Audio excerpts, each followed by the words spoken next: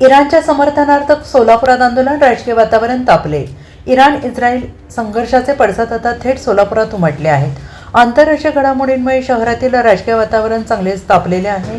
सोलापुरात इराणच्या समर्थनार्थ माजी आमदार नरसय्या आडम यांच्या नेतृत्वात आंदोलन छेडण्यात आले। जिल्हा पोलीस प्रशासनाने आंदोलनाला परवानगी नाकारली होती, मात्र परवानगी नाकारली असतानाही माकपाच्या कार्यकर्त्यांनी काळे कपडे परिधान करत अमेरिकेविरोधात जोरदार घोषणा देत आंदोलन सुरू ठेवले। आंदोलनस्थळी बेंजामिन नेतान्याहू मुर्दाबाद, युद्धविराम त्वरित करा अशा आशयाचे फलक झळकवण्यात आले। याचवेळी माकपाच्या कार्यकर्त्यांकडून डोनाल्ड ट्रम्प आणि नेतान्याहू यांचे पुतळे जळून इस्रायल आणि अमेरिकेचा निषेध नोंदवण्यात आला। दरम्यान सोलापूरमध्येचे भाजप आमदार देवेंद्र कोठे यांनी फेसबुक पोस्टद्वारे इस्रायलला समर्थन दर्शवले। यामुळे इराण इस्रायल वादात स्थानिक राजकारणाची घडी आणि उडी स्पष्टपणे दिसून येते आहे। आंदोलन सुरू असतानाच काही हिंदुत्ववादी कार्यकर्त्यांनी आंदोलनाविरोधात जोरदार घोषणा दिल्या। परिस्थिती तणावपूर्ण होत असल्याने पोलिसांनी घोषणा देणाऱ्या कार्यकर्त्यांना ताब्यात घेतलं।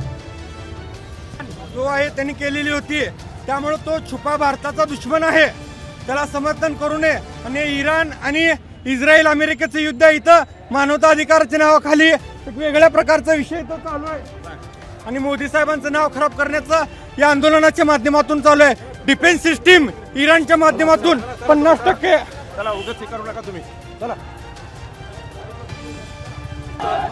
या ठिकाणी आम्ही लोकशाही मार्गाने आंदोलन करत असताना पोलीस प्रशासन आणि भाजप सरकारनं हा मोर्चा उधळण्यासाठी संघाच्या लोकांना आणि भाजपच्या लोकांना या ठिकाणी पाचारण केलं।